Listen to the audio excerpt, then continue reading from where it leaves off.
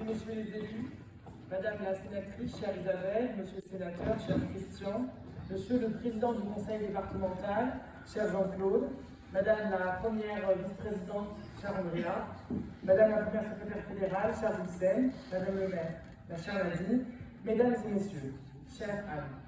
Je suis très heureux d'être devant vous ce soir, ici, à Rilhac-Rancon, pour prendre la parole au nom du mouvement des jeunes socialistes, des jeunes socialistes et de Génération Hidalgo. Je tiens à excuser Valentin, notre animateur fédéral, qui est retenu à cause d'un problème personnel. Aujourd'hui, je porte la parole d'une jeunesse qui attend beaucoup des hommes et des femmes politiques, tant sur le climat que sur les fins de mois et l'emploi. En pleine COP26, les jeunes ne relâchent pas la pression sur les dirigeants mondiaux.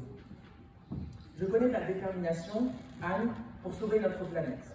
En ce sens, tu vas recevoir le Global Climate Action Award 2021 des Nations Unies pour tes actions à la tête de la ville de Paris. Pour la présidentielle, tu portes un ISF climatique qui permettra de créer des fonds d'accompagnement de la transition écologique pour les plus modestes, en taxant les plus émetteurs, les plus riches. En lien avec cette mesure, nous devons continuer d'amener le plus rapidement possible la France et l'Union européenne vers la neutralité carbone. Je suis sûre, Anne, que tu sauras mettre en place les mesures nécessaires pour que l'on puisse vivre encore longtemps, dignement et en bonne santé sur notre planète. Nous nous devons d'appliquer les accords de Paris. En effet, si nous n'agissons pas aujourd'hui, il sera trop tard. Nous comptons sur vous tous. Mais pour beaucoup de jeunes, c'est aussi la difficulté de s'en sortir chaque jour, c'est s'élever le matin et se demander si on va pouvoir se nourrir correctement. Reconstruire la République sociale et le pacte républicain, c'est redonner de l'espoir à la jeunesse. La pandémie de Covid-19 a été un révélateur de la précarité de la jeunesse en France. Pendant ce quinquennat, les jeunes ont été les plus maltraités. Abaissement des APL, maintien de la précarité, refus du RSA jeune, non-revalorisation des bourses, refus d'une allocation de rentrée étudiante, et j'en passe. Je sais, Anne, que tu portes une vraie ambition pour nous, pour les jeunes. Je souhaite parler ce soir du minimum jeunesse, dispositif L, qui a été proposé par nos parlementaires socialistes durant cette législature.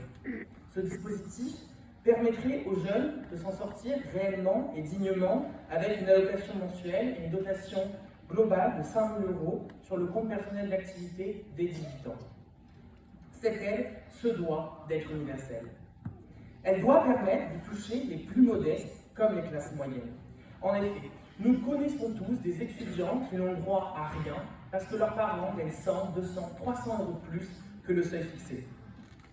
Les jeunes ne sont pas les citoyens de seconde zone, ils sont l'avenir de notre nation. Nous ne pouvons plus nous résigner à voir les fils de l'aide alimentaire grandir chaque jour, partout en France, sans que le président Macron ne daigne réagir. Ce n'est pas avec ce contrat d'engagement que l'on va pouvoir s'en sortir. Un contrat qui ne va toucher que 400 000 jeunes sur les plus de 900 000 qui sont sans emploi ni formation. Enfin, la jeunesse doit se réveiller. Elle ne peut se résigner à laisser la place aux propos de l'extrême droite comme si c'était normal. La France mérite mieux que cela. Nous ne débattons pas avec des guignols. Je crois, au plus profond de moi, que les jeunes veulent mieux que cela pour notre pays.